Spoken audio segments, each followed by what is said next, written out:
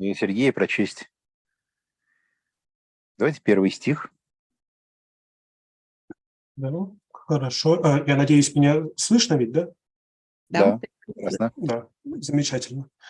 Kai ekusin ho basileus Herodes faneron garagenito toonam aftu, kai elegon hoti Ioannes o baptizon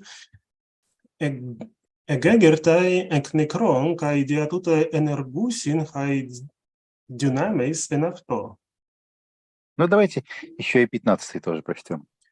Продолжение того, что Alloide elegon hoti Elias istin, alloide elegon hoti prophetes hos seiston propheton.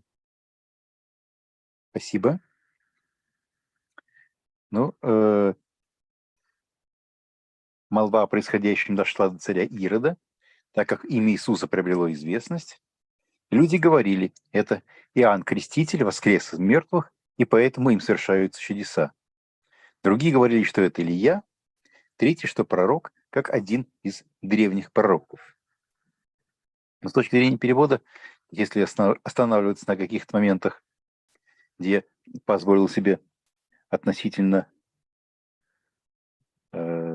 свободный перевод, буквально, конечно же, «Экусен губислеус Иродос» услышал царь Ирод, но мне кажется, что по-русски, тогда, когда речь идет не о слышании в таком физическом смысле слова, что человек преклоняет ухо свое, а когда речь идет вот о том, что какой-то слух доходит, то или слух доходит, либо молва дошла до царя Ирода.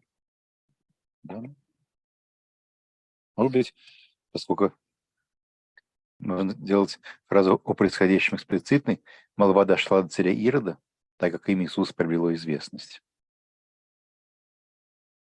Да? И люди говорили, опять же, мы здесь делаем более имплицитную информацию эксплицитной, люди говорили, это Иоанн Креститель воскрес из мертвых, и потому им совершает чудеса. Другие говорили, что это Илья, третий, что пророк, как один из древних пророков. Думаю, что здесь греческий артикль «он профетон» имеет смысл перевести как бы словом «древний», да? Потому что пророки, да, с определенным артиклем, это имеется в виду, конечно же, вот те пророки, корпус которых в этот момент уже был вполне определен внутри еврейской традиции. Если переходить от уровня отдельных слов и фраз к уровню смыслов, да, к месту этого текста внутри Евангелия от Марка, то, как это часто бывает в Евангелии от Марка, у нас структура текста представляет собой некоторый такой сэндвич. Да? У нас Иисус посылает апостолов, признание 12, он посылает их апостолов, перикоп, который мы разбирали в прошлый раз. Этот перикоп будет продолжаться у нас, начиная с 30 стиха, да, апостолы собрались к Иисусу и стали ему рассказывать про все, что они делали, про все, как они ему учили. И вот внутри этого, казалось бы, непрерывного повествования у нас вставлен рассказ про Иоанна Крестителя, который как бы подготавливает то, что будет у нас чуть дальше, да? Вопрос про идентичность Иисуса и исповедание Петра, потому что рассказ про смерть Иоанна Крестителя, он, собственно говоря, начинается с еще очередного постановки вопроса о том, кто таков Иисус, какова здесь природа тех чудес, которые он делает. Ну, вот, может быть, здесь, не знаю, вернулся к нам Джоэль. Джоэль, are you with us?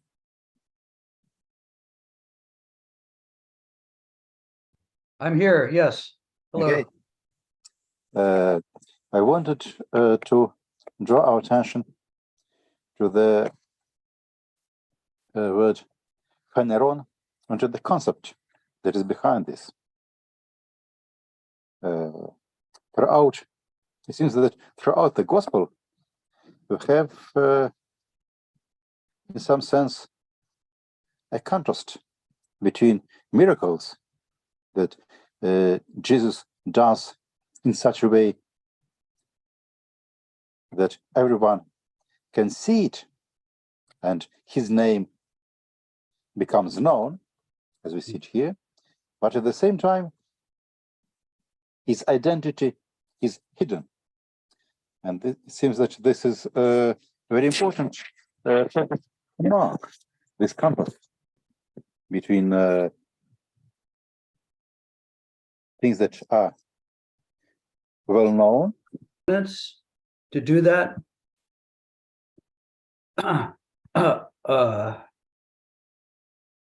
But I think Mark also has the sense that, this gospel, it's not just a story of what happened to Jesus back in his lifetime, it's also a story of what's happening now. And so when Jesus performs a miracle and everybody sees it, that is a foreshadowing of what's happening in the present. So I think it's not a consistent motif, but maybe the different strands of it are saying different things. So I don't know, I've talked a lot, so Okay. So I think that this is rather not a single motif that goes through the whole gospel, contrasting these two topics of Jesus hidden, Jesus identity hidden, and Jesus identity revealed, but rather this is a result of combination of different traditions. yes, and you can see that, sometimes Jesus performs miracles and everybody sees them. Sometimes he performs miracles in secret. And I think sometimes he's imposed the notion of secrecy on a passage where it really doesn't make sense, but he has some sort of theological reason he's doing that. For example, I think it's at the end of this chapter, or you have, or in chapter 7, you have the story of the healing of Jairus's daughter, the head of the synagogue. And, there's this big crowd there who have seen the synagogue ruler come and ask for healing of his daughters, saying, his daughter is at the point of death. Jesus goes into his house and he raises her from the dead. And then he says, don't tell anybody. It doesn't make any sense because everybody has seen, has heard that the girl has died. They're going to see her alive. How can it be secret? So I think that's an example of how sometimes, he needs to impose secrecy on a story that beforehand didn't have secrecy in it. Понимаете? Yes. The crucial question here is whether this context between secrecy on the one hand, messianic secret, and the explicit and revealed miracles, is it part of Mark's own plot, or whether this is the result of combination of different traditions that existed before Mark? So is it just by coincidence that these two things are in contrast throughout the gospel, or is it part of a deliberately created literary device by the author of the gospel? Well, yeah, I mean, as I said before, I think probably sometimes it was there in the tradition, like these stories where Jesus takes the person out, heals them in secret. That's like other miracle workers. But I think sometimes it's something, as in the story of the Jairus's daughter, that he's added. So it's his conception, but he also wants to say something else, which sometimes contradicts it. So I think on the one hand, so here's the basic contradiction for Mark. He wants to say that Jesus was such a powerful figure that who he was couldn't help being apparent even in his lifetime. So it keeps bursting forward. That's the one thing he wants to say. But on the other hand, he wants to say that who he was couldn't really be revealed until his death and resurrection. So there has to be hiddenness during his lifetime. So, those are both important things for him to say, that there's a kind of economy to salvation. There's a history of salvation within Jesus' lifetime. But on the other hand, the story isn't just a narrative about what happened in Jesus' lifetime, but it's also a narrative about what's going on now. Okay, thank you. I think we can return to the topic of Messianic secret later on. Probably it would be good if someone from our seminar takes upon himself or herself to make a small presentation on this topic, which is probably Yeah, I'll make a PDF also of my appendix about it, and I'll send it. I'll send it to Maria, and you can distribute it to the group. Okay. Thank you, Joel. So if there will be some volunteers who would like to make a kind of small presentation on the topic of Messianic secret in John, based both on Joel's excursus and on earlier literature, you can write to me or to Maria. Let's return back to our text.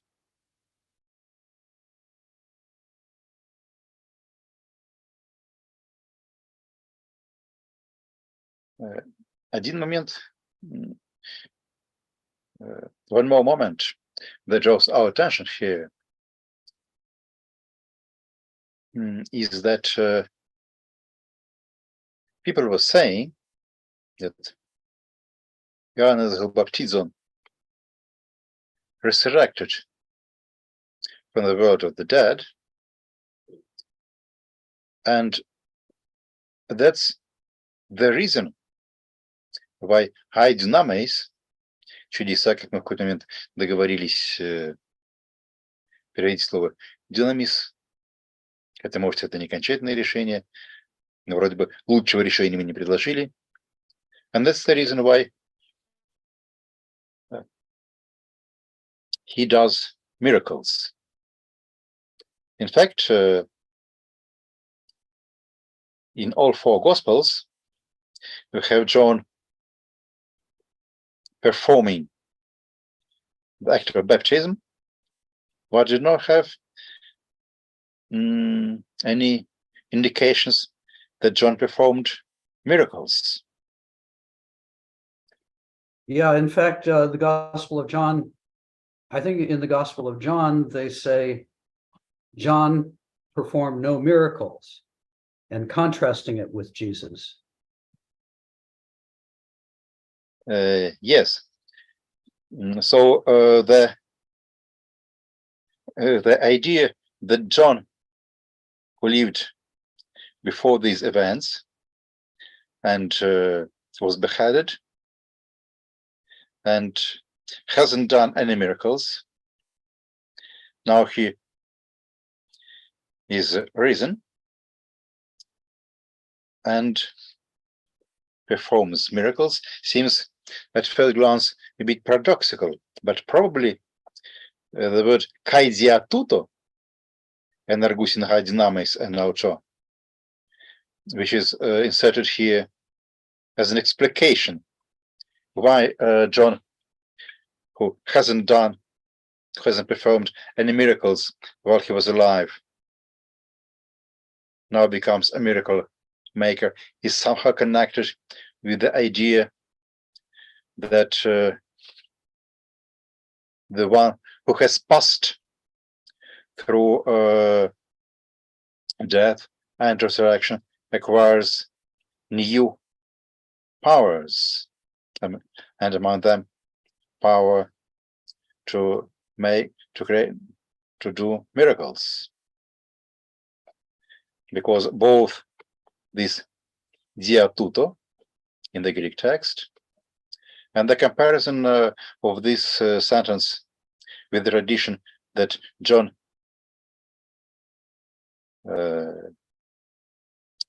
didn't perform any miracles speak in favor of this idea. What do you think, Joe? Yeah, I like that. And I think that for Mark, the miracles that Jesus performs, I mean, there's some connection between those miracles and his own death and resurrection. And especially, again, when we get to his raising dead girl to life. You know, the fact that the raising terminology is used, I think for a Christian reader would make them think of Jesus being raised from the dead. You know, so I think maybe the suggestion is that, you know, this is like Jesus' miracles in the gospel are a foreshadowing of the power that comes to him through his own death and resurrection. And again, it's not completely consistent because his death and resurrection hasn't happened yet, but it's a foretaste, it's a proleptic. I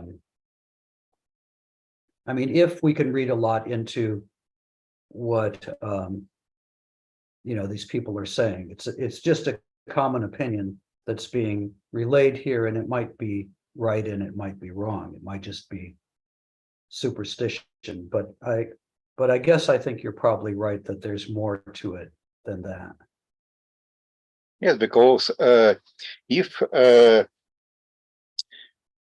this understanding, this picture that person after death and resurrection has more powers than during his own life, and John the Baptist is here portrayed, at least in the minds of the people who speak about him, as an example of this pattern, then shouldn't we regard this pattern as a hint to the whole story that lies behind the gospel, to Jesus' story, especially taking into account that in many other respects, John is here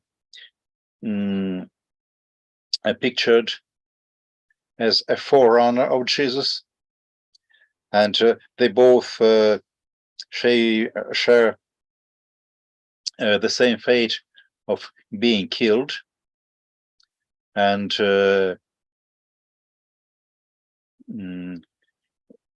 their fate is even described by the same expression that they paradidoto, they were given Mhm. to their fate. Yes, certainly that John is the forerunner of Jesus, not just in preaching, but also in being killed, although he's innocent, so he's certainly, he's a pattern, though Jesus is greater than him.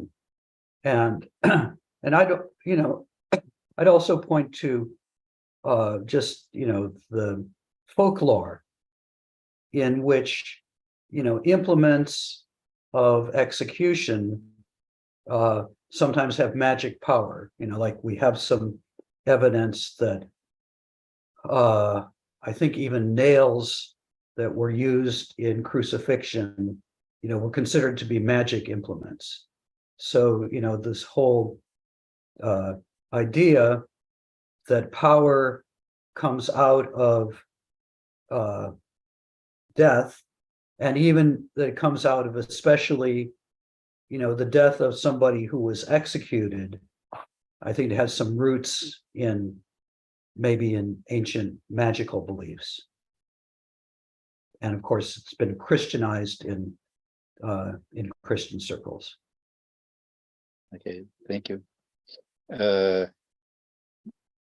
I'll give a small summary in Russian. Мне показалось, что вот на этом моменте Иоанн Креститель воскрес из мертвых, и поэтому им совершаются чудеса. В контексте Евангелия от Марка стоило бы остановиться подробнее, потому что с первого взгляда может показаться, что это, там, не знаю, какое-то случайное утверждение, какие-то люди говорили, вот это какая-то суеверие, superstition, случайность, но, может быть, внутри контекста Евангелия от Марка это некоторый предваряющий намек на основную тему всего Евангелия. Да? Окей. Мы дочитали до 16 стиха. Ну, давайте прочтем 16 еще. Так, да, и только его, да? Только 16. Давайте. Ακούσας δε ο Χερόδες έλεγεν «Όνεγου αποκεφάλισα Ιωάννεν γούτος εγέρτχε». Да. А Ирод, когда услышал, сказал, это Иоанн, которого я обезглавил, он воскрес. То есть Ирод тоже присоединяется вот к первому из изложенных выше мнений. И дальше это дает повод евангелисту ввести сюда, наверное, существовавшую отдельно Евангелие историю, сюда инкорпорированную, про смерть Иоанна Крестителя. Давайте, может, прочтем стихи с 17 по 20. Хорошо. Αυτός γαργο Χερόδες απαστεύασε κράτησεν τον Ιωάννεν καί έδωσεν αυτόν εν φυλακέ, διε Herodiada, ten γυναίκα Φιλίππου του αδελφού αυτού, ότι αυτέ νεγάμεσεν.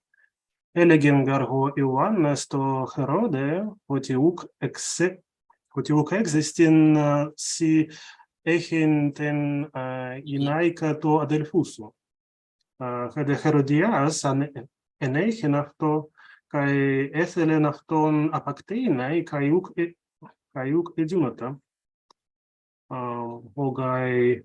Hogar Herodes εφοβέται τον Ιωάννεν, εἰδώς αυτόν άντρα δίκαιον καί Άγιον, καί συνεταίρει αυτόν καί ακούσας αυτού παλά επόρεϊ, καί χεδέως αυτού έκουεν. Спасибо.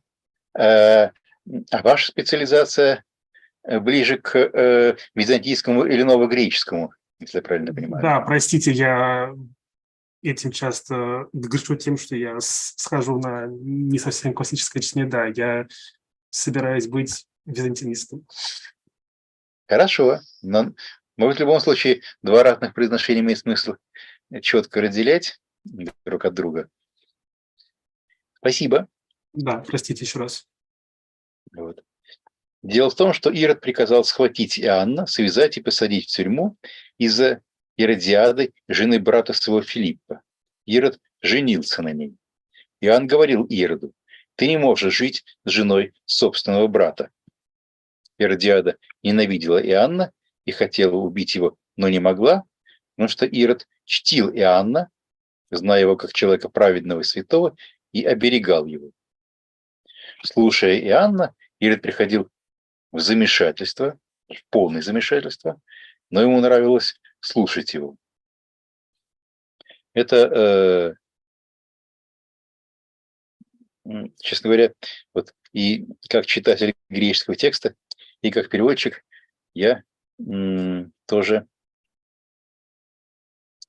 немножко прихожу в замешательство, да, от этой фразы «кус ауту пола эпорой кай гедеус ауту экоэн». Давайте к ней вернемся чуть позже. Наверное, для тех, кто не сталкивался с комментариями к Евангелиям раньше, нужно немножко сказать про эту историю и про то, что Ирод приказал схватить Иоанна и в конце концов приказал его убить, и про то, что Ирод женился на своей родственнице Иродиаде, родственнице одного из своих родственников, жене одного из своих родственников, и это вызывало в народе недовольство. Мы знаем из внебиблейских источников, скажем, из Иосифа Флавия. Если память не изменяет, генеалогия тех самых Иродов, она очень запутанная. Там вот здесь была какая-то допущена Марком ошибка. Иродиада, на которой женился Ирод Антипа, действительно была женой одного из... Сама была его родственницей, одновременно женой одного из его родственников, но, кажется, не Филиппа, брата своего. Joel, am I right that Herodias, the lady who is mentioned here, was really a relative of Herodes Agrippa and the wife of one of his relatives, but that the name Filippo to Adelphoto was put here wrongly by the gospel writer. I can't remember all the details. The one thing that I remember is that Philip was, I think he's the half brother of Herod. Yes. Not the full brother, yeah.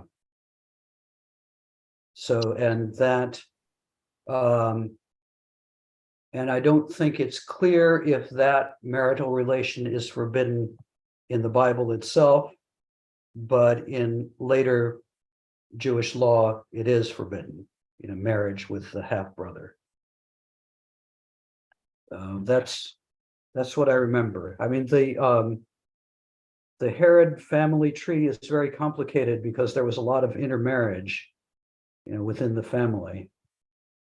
But I don't remember all the details now, even though I wrote a whole book on John the Baptist. So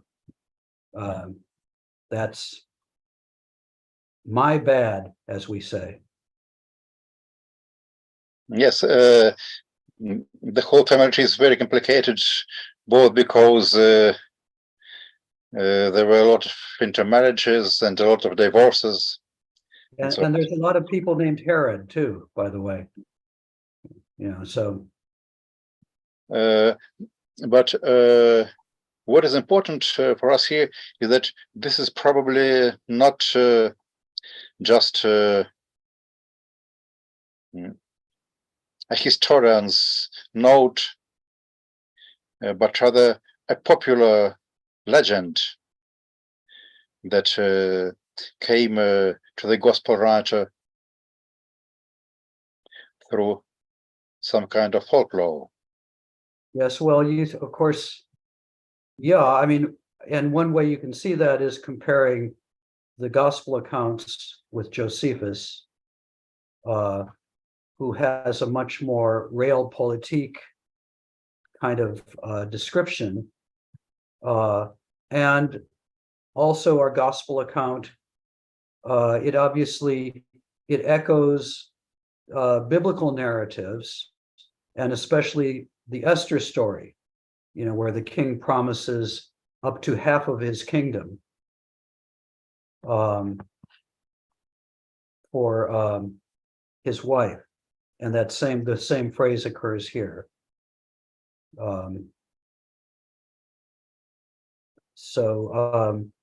This and the other thing that's we'll probably get to this, but the other difference that's significant is in Josephus, Herod wants to kill John because he perceives him to be a threat, a political threat, because all these people are listening to him.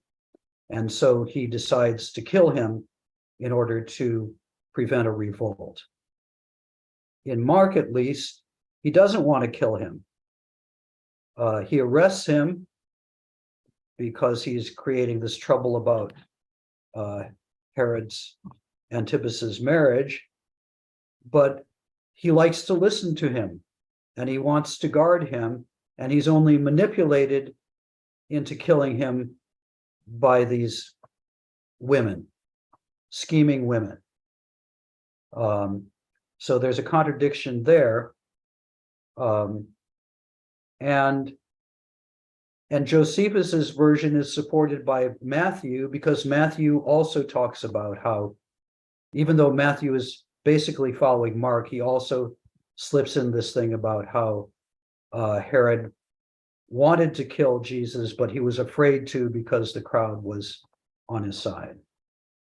So I think I agree with you that there's, Mark's story has some historical core, but it's been embellished with some elements, partly from biblical tradition. It was not only embellished, it was significantly changed, because if Herodes Antipas killed John for political reason, that's one thing. If he was innocent, or at least he tried to be innocent, he was to some extent himself a victim of this plot of two virtuous women. Yes, I agree that it's a start.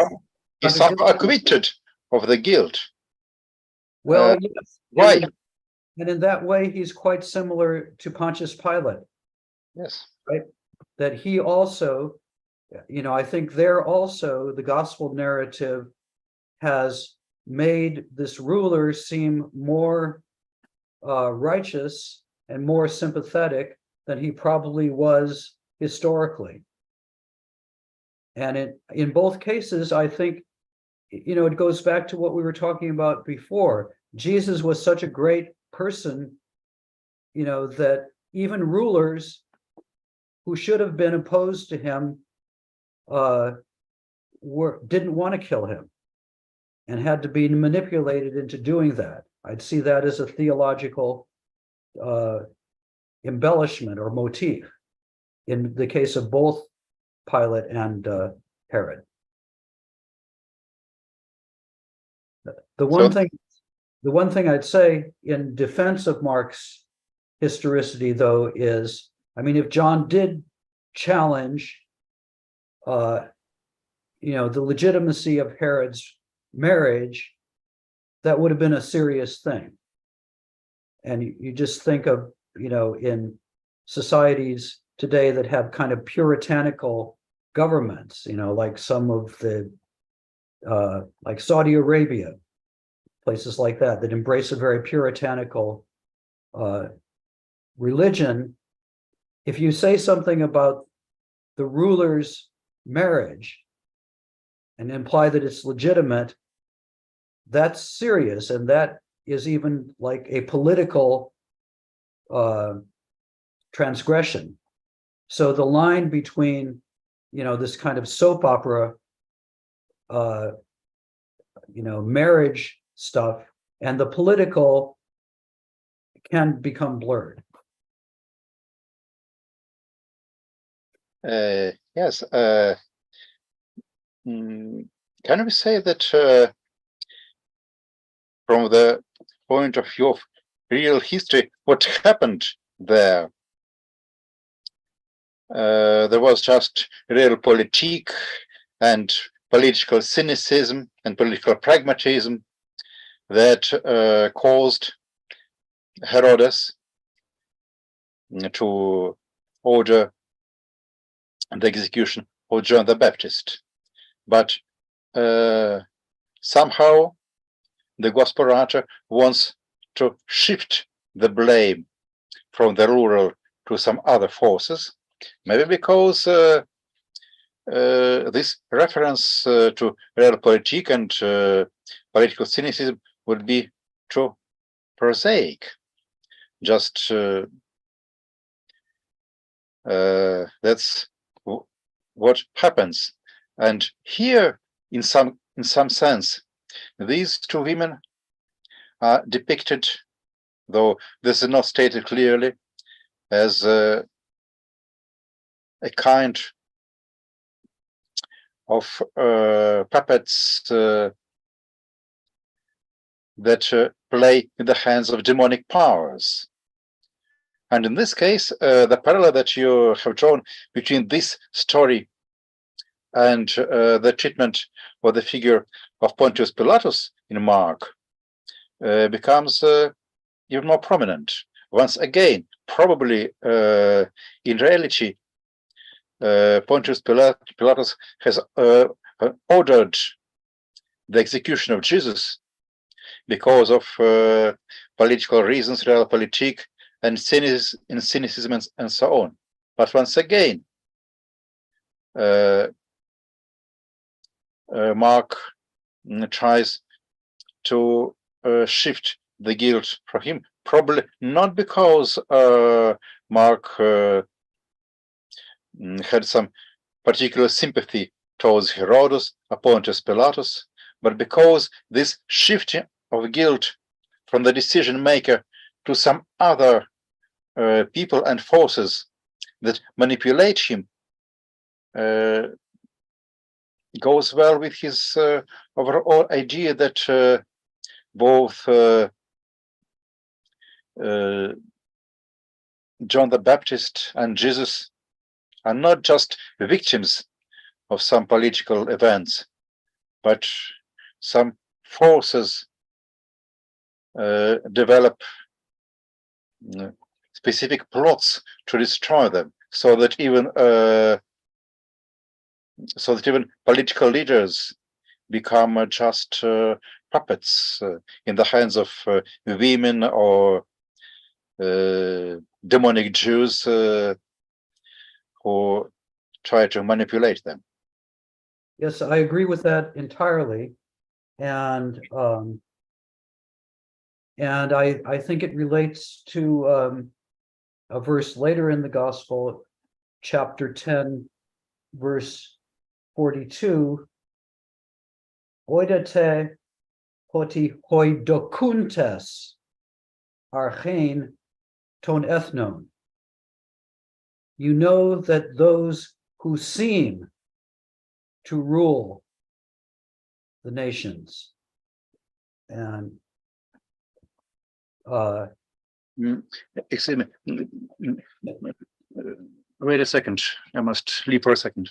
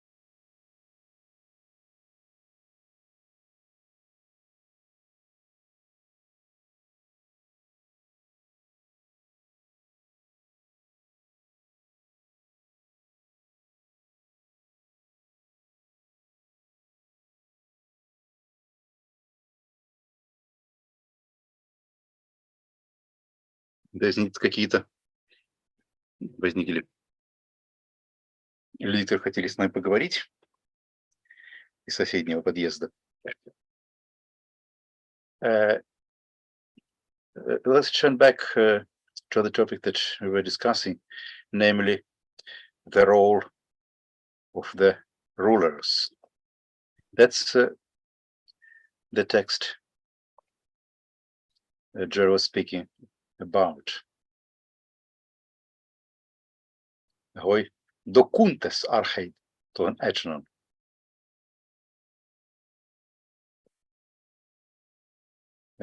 Опять же, когда мы так вот бегло читаем эти слова, Иисус, подозвав их, в смысле учеников своих, сказал им: вы знаете, что почитающиеся князьями народов или владыками народов над ними господствуют.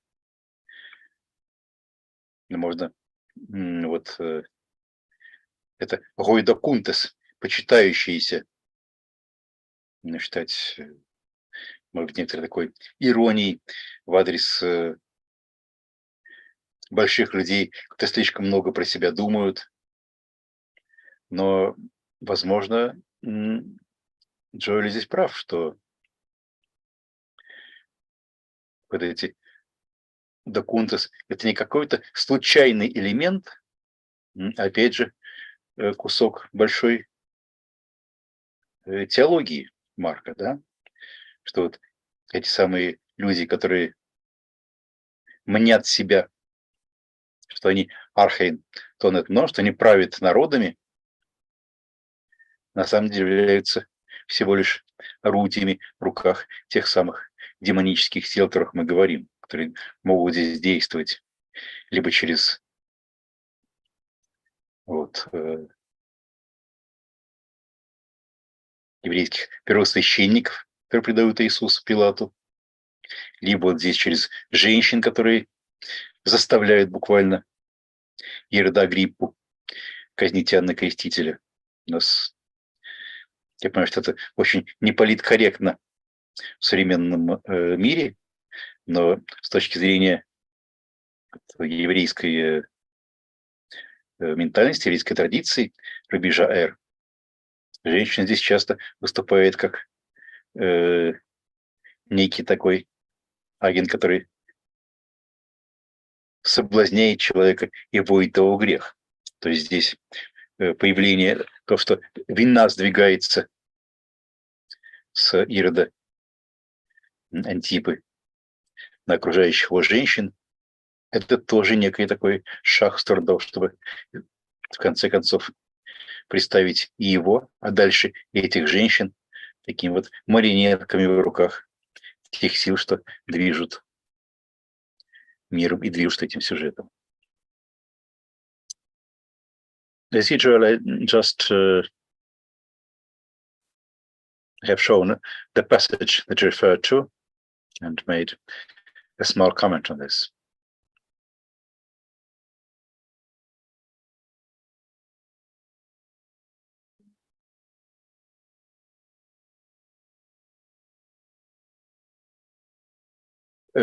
What can I say about the last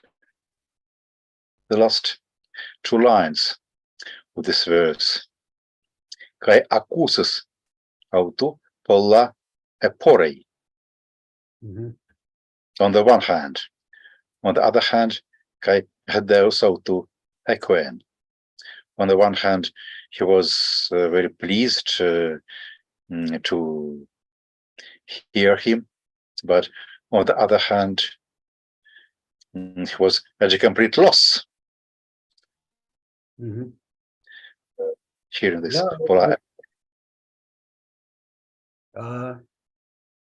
Yeah, and he perceives that he is an andra dikaion, kaihagion. So even this, king who is going to execute him, and this is also similar to Jesus, Pilatus, he knows that Jesus is dikaios, that he's innocent. But yeah, I like this combination. It seems in a somewhat unrealistic story, this seems realistic to me. That he's struck by him. He doesn't know what to make of him, and yet he hears him gladly. He perceives, I guess, again, it's a matter of Jesus' charismatic power, right? He perceives that it doesn't fit into his normal way of thinking. It confuses him, and yet the power is there, and he wants to hear more about it. He wants to listen to Jesus more, and he wants to protect him. So, Jesus has this power that, even some people who we would consider bad people, they can't help but observe that power, though it doesn't fit into their normal categories.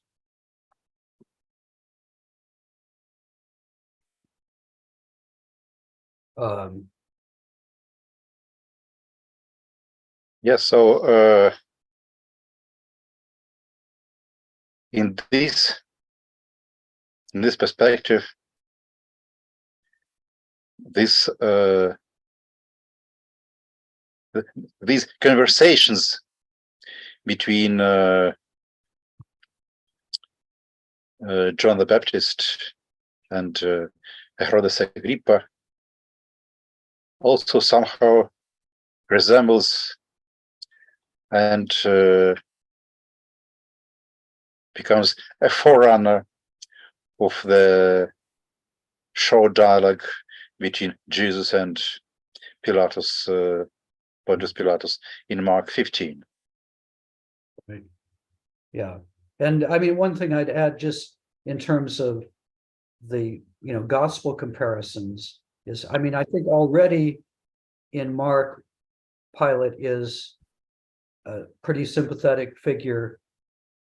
As you get to later and later gospels, he becomes even more sympathetic, more on Jesus' side than he is in Mark, and less guilty, and the Jews become more guilty. So I think you can see a progression there.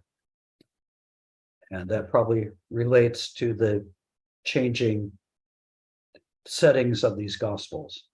But I think the motif is already there in Mark, but it's developed further by the later gospels, especially Matthew and John. Yeah, so we can say that the dialogue between Jews and Pontius Pilatus, the relationship between Jews and Pontius Pilatus in Matthew and John, are somehow even closer to the relationship, to the plot of what happened between John the Baptist and Herodes Antipas than this parallelism is in Mark. It's developed further, yeah.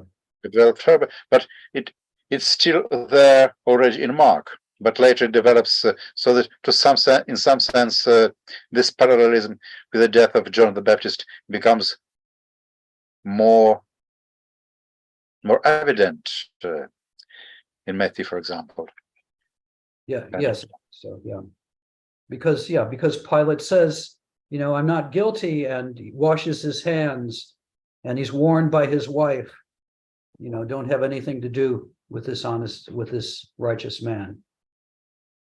So but it's already there in the seed in Mark. It's already there in Mark. And it's already, I would say, not strictly historical in Mark, and it becomes even less historical in Matthew. Because, again, what we know from Josephus about Pontius Pilate is he didn't think twice about executing lots of people, especially during Passover. Yes, and one more story that you can draw here for comparison is the fate of Apostle Paul. because once again, we read that when Paul was arrested by the Roman powers, the guilt for his being arrested and sent to Rome, where according to the biblical tradition, he was finally executed. The guilt was also moved from the real decision makers, like Felix or Fest, to the Jews who accused Paul before them. Yeah, I agree with that. Though, the only biblical tradition you have about that is in Acts. And the book of Acts does make the Jews the primary movers against Paul rather than the Romans. But on the other hand, even, at the end of Acts, in the last chapter, I think what it shows is a divided Israel, right? Some listen to Paul happily, heideos, and some oppose. And the book ends, without narrating Paul's execution. So what you're left with is a picture of an Israel that's divided over Paul and over the story of Jesus. Yes, we can look at some places in Acts which bring the story of Paul into the picture.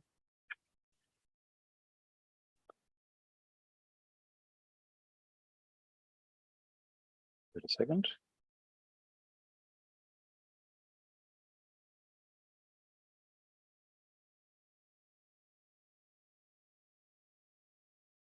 Yes, that's Paul and Felix. Felix even comes with his wife and comes to hear what Paul was saying about Jesus Christ. And obviously, he seems to be quite interested in what Paul was saying, because he even takes his wife with him. And even see that Felix Amphibos Genomenos, he was even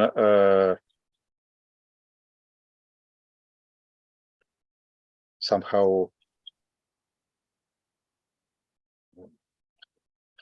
what would be the right word here?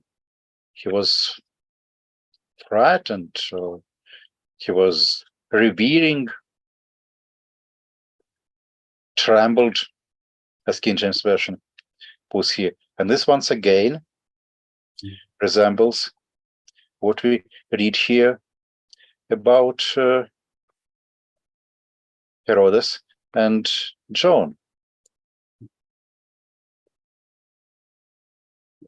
Yes, I think that's right. And people have made, have shown that there are very far-reaching parallels between what happens to Jesus in Luke's gospel and what happens to Peter and Paul and the other apostles in the book of Acts.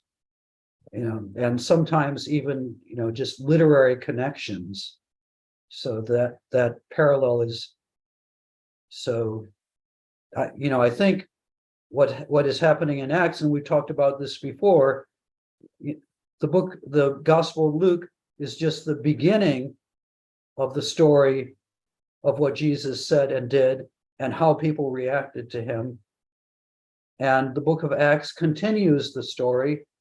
Jesus continues to act and to be reacted to, but now he's working through Paul and Peter and the other disciples.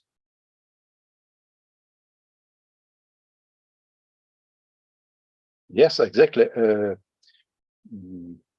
a second.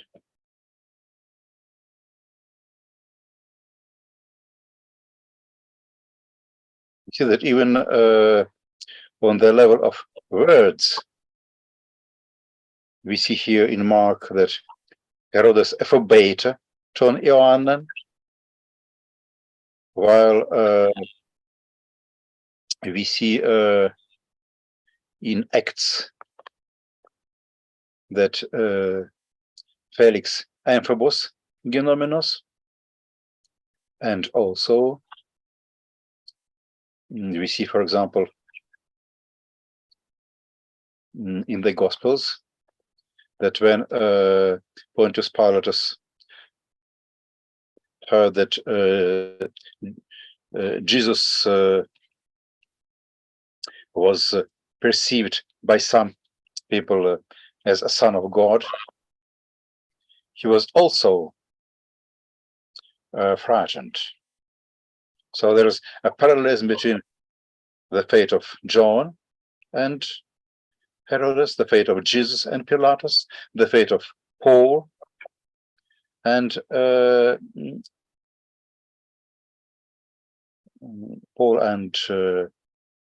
Felix. But Felix has a nicer wife. Right. Yes, but also we know that Pontius Pilatus had a very nice wife, very benevolent. That's true in Matthew, yeah. In Matthew, yes. Mhm. So can we say that here it seems we have more or less not the same plot, but rather the same model for plots that is exemplified in the stories about John the Baptist, in the Gospels about Jesus, and in the story in Acts about Paul. Yes, I think so. And there is, there's a political dimension to this, especially the story about Pilate and the Roman rulers in Acts, the story that's presented in Acts is these Jewish leaders or Jewish people keep making trouble. They keep accusing the Christians of being revolutionaries, but every time the Roman leaders look into it, they realize they're innocent.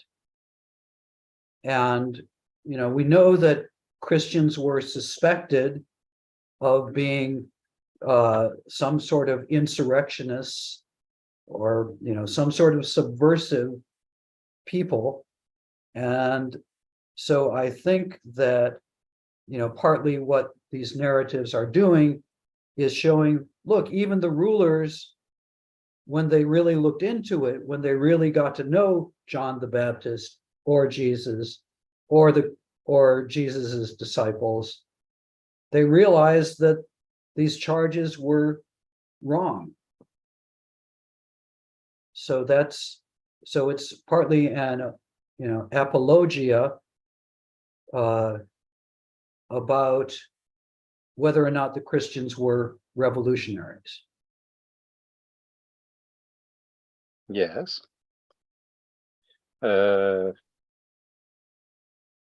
That's another dimension. What I would like to show is the relevant passage on the Gospels.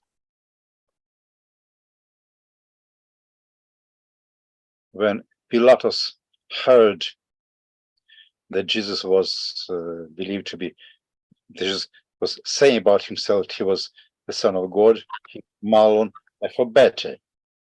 So even on the level of lexics, the three stories have the same lexicon, and then the same plot that finally, driven by external forces, by malevolent women, or Jewish archpriests Pilatus and Felix and Herodes had to betray the righteous people that were in their custody. Yeah, and I think Pilate goes on in this passage in John to say, the one who has handed you over to me has the greater guilt. So Pilate isn't guilty, it's these manipulative Jews. Yes, that's John 19:11, где тут ho paradus messoi meidzena ahmartien echei. But that's the same verb paradidomi that is used in Mark, both regard to John the Baptist and regard to Jesus. Yeah, and it's also used in chapter 13 for the disciples, their prophecy that you will be paradidotai, to the authorities. So there's three stages. John the Baptist preaches and is handed over. Jesus preaches and is handed over, and then the disciples will preach and they will be handed over. And I'm sure that's a deliberate parallel that's being made on all three levels. John the Baptist is the forerunner and the disciples are the post runners.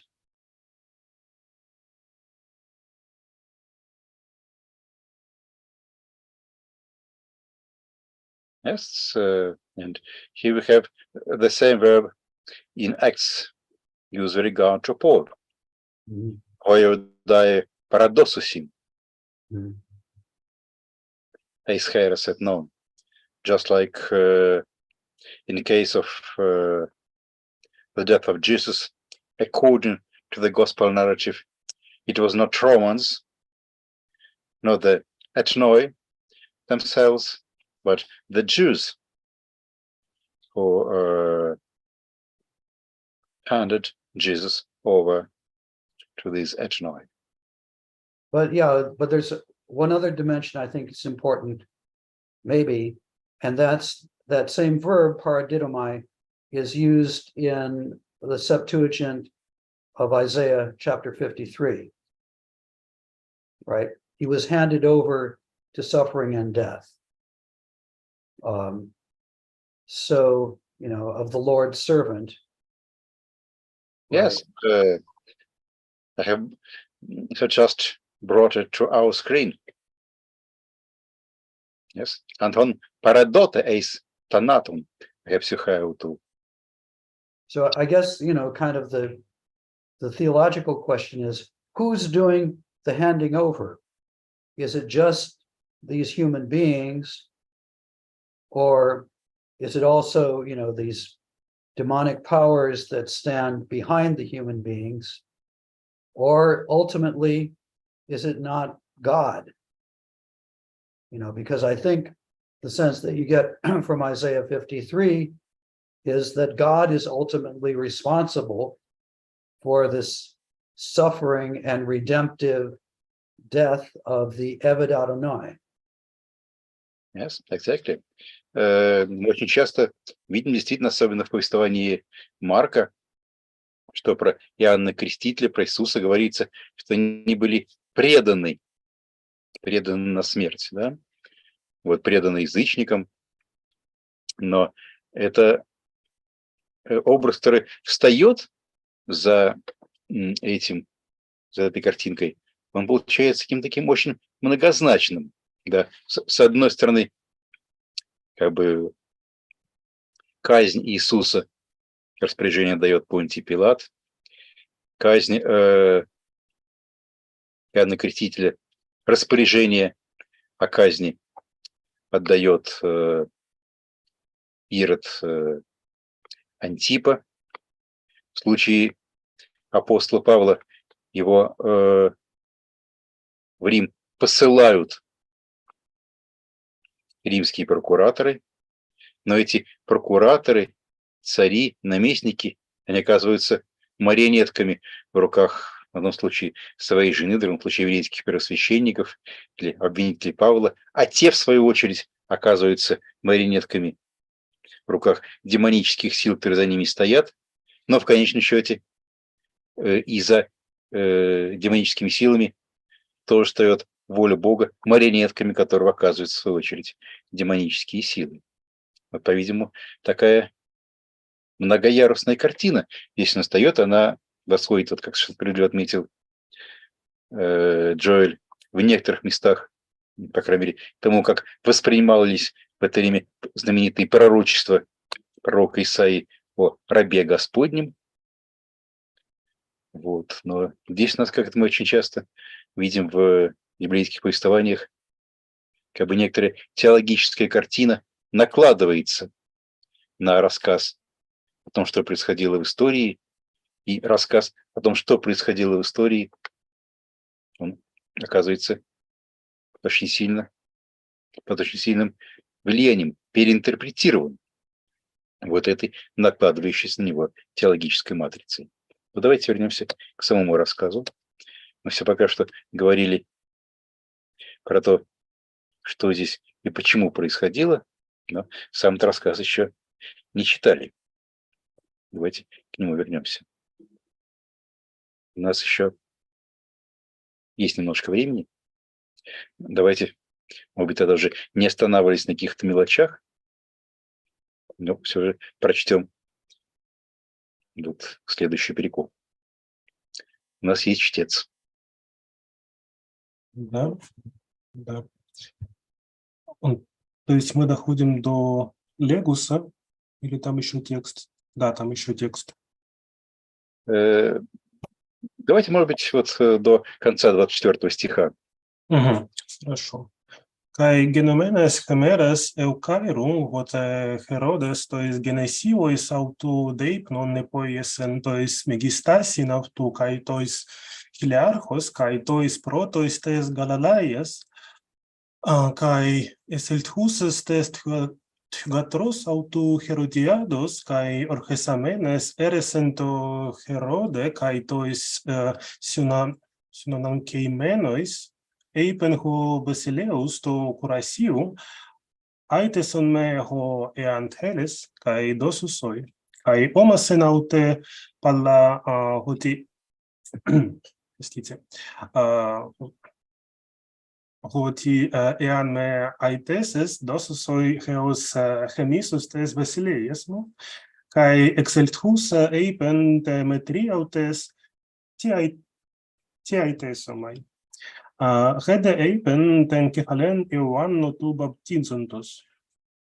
Представился удобный день, когда Ирод по случаю своего рождения устроил пир для своих вельмож, тысячи начальников и первых людей Галилеи. Вошла дочь Ирода, Иродиада, и танцевала, и так понравилось Ироду его гостям, что царь сказал девочке: «Проси у меня, что хочешь, я дам тебе». И он поклялся: «Все, чего не попросишь, дам тебе хоть полцарства моего». Она пошла и говорит матери, что попросить, так говорит, голову Иоанна Крестителя.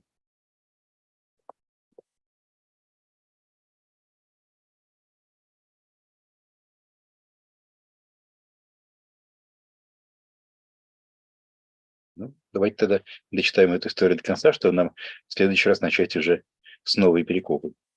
Тогда 25-29. Хорошо.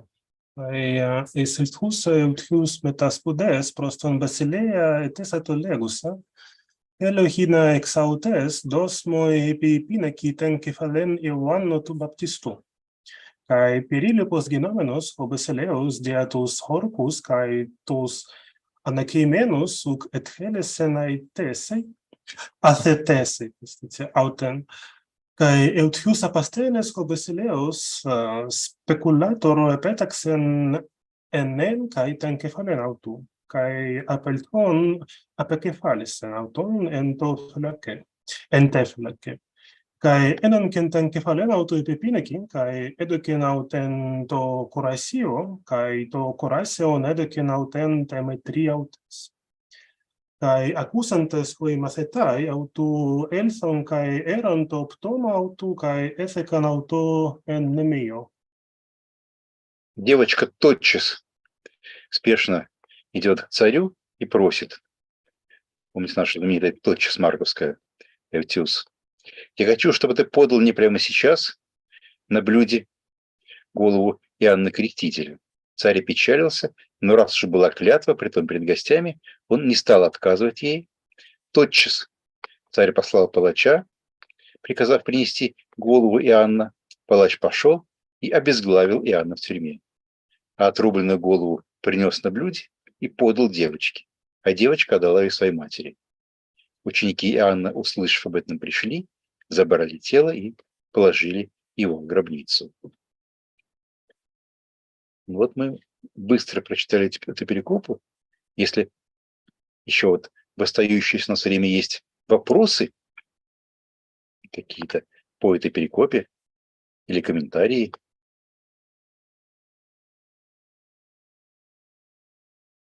John, would you like to add some comments on the history itself? Well, the only thing I think I can say historically is I don't think Jews regularly had birthday parties in antiquity. So the fact that, he's having a birthday party, it's part of this image of him as kind of a not a very good Jew. And other than that, no, I would have more to say about the theology of what's happening, but but that would be a longer story. Okay, then probably we should start our next meeting with this longer story. Good idea. Okay, so next time we continue with the story of John the Baptist and Herodes Antipas. It's an exciting story. It really, I don't know if, do you have on your television the genre we call soap opera? Very dramatic stories about family intrigues. Yes, we have the same expression in Russia, мыльная опера. Yeah, well, this is a real soap opera with biblical echoes. Yes. A biblical soap opera. We can talk about it more next time. Okay. Мне кажется, что сегодня мы, на самом деле, очень интересные какие-то здесь вещи увидели, насколько у нас здесь в библейском повествовании, если вот не просто быстро его прочесть, а вот в рамках нашего медленного чтения задерживаться над тем, какие тут есть у нас параллели на уровне слов, на уровне сюжетов, или одновременно на уровне слов и на уровне сюжетов, то у нас выстраивается какое-то такое более объемное понимание всех этих текстов, как друг к другу отсылающих, перекликающихся. И как получается, что на разных уровнях рассказывающих одну и ту же историю. Да? По крайней мере, таков явно был, может быть, осознанный, может быть, подсознательный, но выбор библейских авторов. Спасибо всем, кто с нами был сегодня. Спасибо. See you. Спасибо. Bye. До свидания. Cheers. Таня. Спасибо.